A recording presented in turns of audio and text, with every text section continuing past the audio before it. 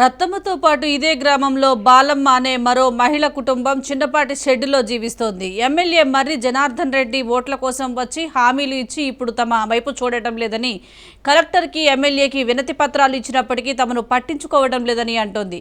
దీనికి సంబంధించి మరింత సమాచారం మా ప్రతినిధి సాగర్ అందిస్తారు. వొట్టెం గ్రామానికి చెందిన మరో నిరుపేద కుటుంబం దాదాపుగా చిన్న రేకుల షెడ్డులోనే 6 మంది నివాసం ఉంటున్న పరిస్థితి అయితే కనిపిస్తుంది.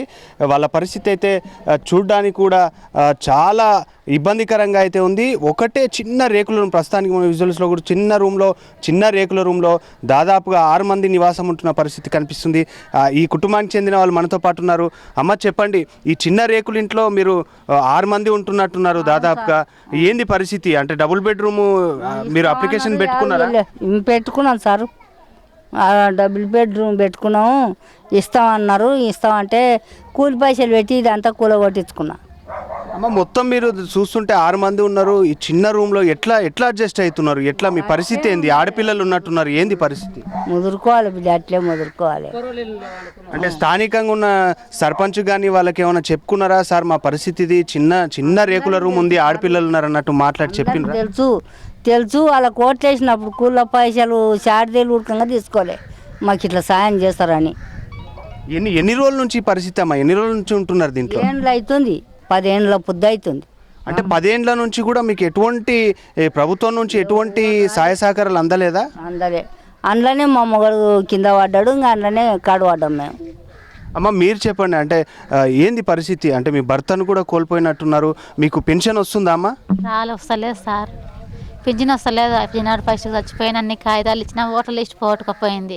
ఓటర్ లిస్ట్ అయితేనే చెల్లెడు పింఛన్ చేస్తాడు. మా పిల్లలు నేను ఎట్లా పోషించాలి సార్? నాకు అమ్మ చిన్న పిల్లలు ఉన్నట్టున్నారు. ఏంది పరిస్థితి? అంటే ఈ రేకుల రూమ్లో రాత్రి సమయాల్లో ఇటు వేసవికాలం, చలికాలం ఇట్లా కాలాలు వస్తూనే ఉంటాయి. ఆ పరిస్థితి ఎట్లా? అంటే పాములు, తేళ్ళు ఇటువంటి పరిస్థితి అయితే వస్తుంది. పిల్లల్ని ఎలా కాపాడుకుంటున్నారు? అట్లే కాపాడుకున్నా సార్. ఇంకా కిరాయికుంటున్నా, ఇన్ని రోజులు ఉన్నా కిరాయికుంటా, ఇంకా 1000 రూపాయలు పెట్టి. ఏంది పరిస్థితి? ఎట్లా అంటే గవర్నమెంట్కు డబుల్ బెడ్రూమ్కి అప్లికేషన్ పెట్టుకున్నారా? మీ పెన్షన్ కానీ డబుల్ బెడ్రూమ్ కానీ? పెన్షన్కి ఇచ్చిన సార్, నేను ఇస్తే ఓటర్ లిస్ట్ కావాలంటున్నాడు ఆయన సెక్రటరీ. అంటే అది అప్లై చేసిన వస్తలేదు, అది వస్తేనే నీకు పింఛన్ వస్తుంది అంటున్నాడు. నా సార్తో వచ్చిన వాళ్ళకు మొన్న పింఛన్ ఆమెకు వచ్చిందంట, 4 నెలలు 2 నెలల పింఛన్ వచ్చిందంటే నేను చెప్పింది నాకు సార్. మళ్ళీ నాదేంది పరిస్థితి? నాకు 2 పిల్లల్ని కూలి చేసి సాధిస్తున్నప్పటి నుంచి నాకు. భర్త చనిపోయి ఎన్ని రోజులు అవుతుందమ్మా? జనవరి 1కు సార్ మా భర్త చచ్చిపోయింది, మన జనవరి 1కు. అంటే ఇప్పుడున్న పరిస్థితిలో ఇక్కడున్న స్థానిక నియోజకవర్గ ఎమ్మెల్యేని కలిసిండ్రా? సార్ నా పరిస్థితి పరిస్థితికి సర్పంచ్కి, ఎంపీఎస్కి కూడా మనం చెప్పిన ఏడ్చిన, నేను పిల్లలు ఎట్లా పరిస్థితించాలి, ఎట్లా చేయాలి, కూలి చేసి పింఛన్కి రాయంటే ఆడ అప్లై చేసి చెయ్యి నేను చెప్తా, ఓట్లు వేసి అన్నట్టే అప్లై చేసిన. అది ఓట్లు వేసి ఉంటేనే పింఛన్ వస్తారని న్యాయమైన సార్. పింఛన్కి దానికి అది సబ్టెక్ ఉంది కదా సార్, నాకు సబ్టెక్ చేయొచ్చు కదా నాకు పింఛన్. అంటే ఇప్పుడు మొన్న కూడా ప్రభుత్వం అయితే గృహలక్ష్మి పథకం అని చెప్పేసి కూడా ప్రవేశపెట్టింది. 3 లక్షలు సొంత జాగా ఉంటే 3 లక్షలు ఇస్తామని చెప్పి కూడా చెప్పింది. దానికన్నా అప్లై చేసుకున్నారా? అప్లై చేసింది మా అత్త. నాకు ఇంకా బియ్యం కార్డు లేదు. పిల్లలు నేను మా అమ్మ దానిలో ఉన్నా, ఆయన అప్పటి నుంచి వాళ్ళ అమ్మ దానిలో ఉన్నాడు. అమ్మవాడు బియ్యం కార్డు లేదు. మొత్తానికైతే ప్రభుత్వం మిమ్మల్ని ఆదుకోవాలని కోరుకుంటున్నారు, అంతే కదమ్మా? అదే సార్, అంతే సార్. నాకు ఇంత పింఛన్ లేదు, ఇదివరకు 6 నెలలు 8 నెలలు అవుతుంది సార్. నా పిల్లల్ని కష్టం చేసి బతికించుకుంటున్నా.